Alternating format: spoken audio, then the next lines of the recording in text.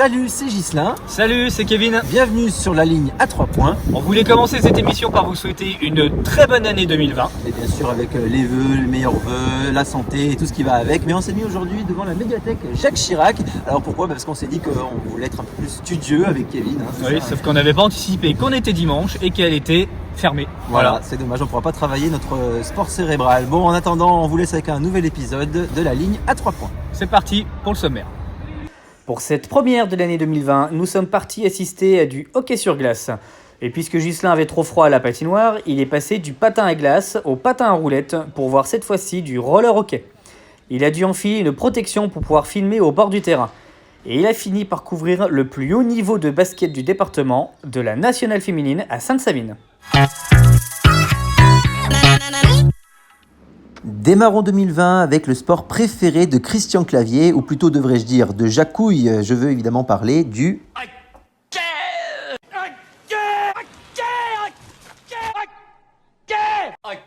Oui, on a compris la fripouille, du hockey sur glace. Voilà ce qu'on peut voir à la patinoire des Trois Seines. Samedi, les Tricasses du 3 Hockey Club affrontaient Franconville.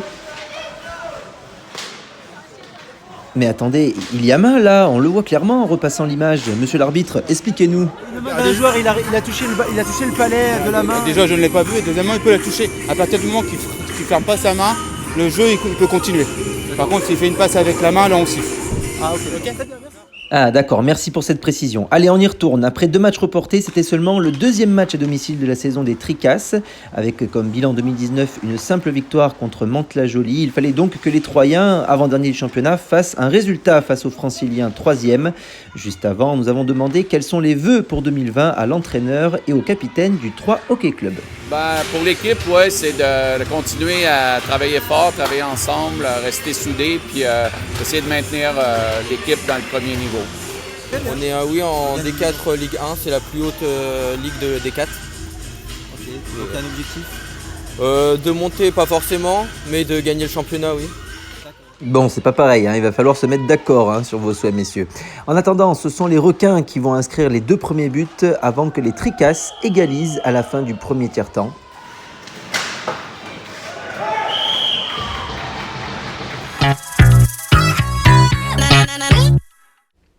Ghislain, je te coupe 2 secondes. Avant que tu passes au COSEC 1 pour le match du 3 roller hockey, je me suis dit pourquoi pas faire un match à distance entre ces 2 équipes troyennes. Écoutez les pronostics du coach de hockey sur glace, puis celui du roller hockey avant leur rencontre. On espère en marquer, on va dire, 5. 5 buts. Ouais, on essaye d'en marquer 5. Ok, Ça dépend sur quelle surface. en fait, vous allez marquer là, D'accord. et eux, ils marquent là-bas. Donc du coup, combien vous allez en mettre ? Je sais pas, moi je pense que ça va être un match serré, donc j'irai 7. Eh bien Kevin, ce sont les joueurs de hockey sur glace qui remportent ce duel à distance. Oula, doucement, puisqu'ils ont bien inscrit 5 buts en faisant en match nul 5 partout contre Franconville. Ça vaut bien un petit check avec les plus jeunes joueurs du club. En revanche, les seniors du 3 Hockey Club n'ont inscrit que 4 buts contre Cergy-Pontoise, défaite 8-4. Les Diables ratent donc l'opportunité de passer premier de National 3, laissant virer en tête son adversaire du soir. Bon, après Ghislain pour la bataille troyenne, il faut rappeler que le hockey sur glace avait un léger avantage puisque la rencontre se joue en 3 fois 20 minutes, alors que le roller hockey, lui, en 2 fois 25 minutes. D'ailleurs, voici les autres comparaisons à savoir entre ces 2 sports. Voici la version du gardien italien du 3 roller hockey, suivie de celle du coach québécois de hockey sur glace. Le qui change principalement entre les glaces et les rollers, c'est qu'il manque la glace sur les rollers. Pour ça, déjà pour nos gardiens, c'est un peu plus fatigant glisser littéralement d'un côté à l'autre des buts. En plus, les problèmes, c'est pour les joueurs qui doivent pousser les palets et pas changer directement la direction.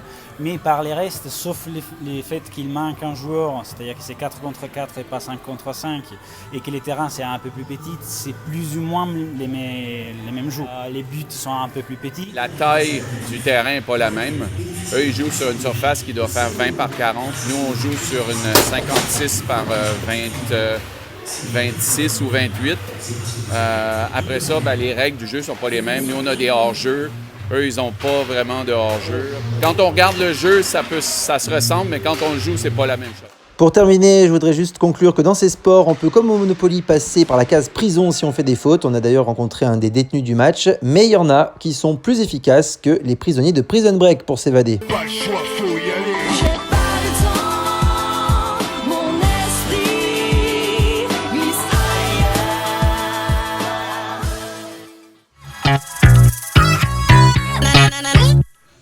Allez Ghislain, parle-nous un peu de ton sport, le basketball. Les seniors filles de Sainte-Savine recevaient Le Havre pour la première journée de la seconde partie de saison, c'est ça ? Oui, c'est bien ça Kevin, les basketteuses saviniennes sont d'ailleurs premières de National 1, c'est pas pour rien qu'on les appelle les Panthères. Louison Thévenin, la Miss Aube 2019 qui s'entraîne avec elle durant la semaine, est capable de nous dire qui représente le mieux, pour commencer, Bagheera du livre de la jungle. Whitney, je pense, parce que c'est une lionne, mais avec une expérience qui amène de la sagesse, et je pense que c'est elle qui représente le mieux Bagheera comme titre. D'accord. Ensuite, qui pour incarner la panthère rose, plutôt muette, qui s'en fout de tout et qui a de la réussite? Je dirais pas Gundo parce qu'elle est énervante tellement elle marque, elle a une adresse. C'est pas du je m'en foutisme, c'est juste qu'elle est tellement à droite que c'est énervant. D'accord. Et enfin, la très agressive et acrobatique Black Panther. Il n'y a pas de photo là. Là c'est Lalia direct. Lalia c'est son style de jeu, c'est agressif et c'est très musclé. Et je pense que c'est celle qui représente le plus la Black Panther au sein de Savine Basket. Même s'il y a aussi Majda qui a aussi un jeu assez fort, mais Lalia c'est sans hésiter directement la Black Panther. Malheureusement, samedi soir, elles ont perdu un peu de leur pouvoir en s'inclinant 77-74. Pourtant, les joueuses d'Alexandra Arena se devaient d'offrir une victoire comme cadeau pour leur président Éric Roulet.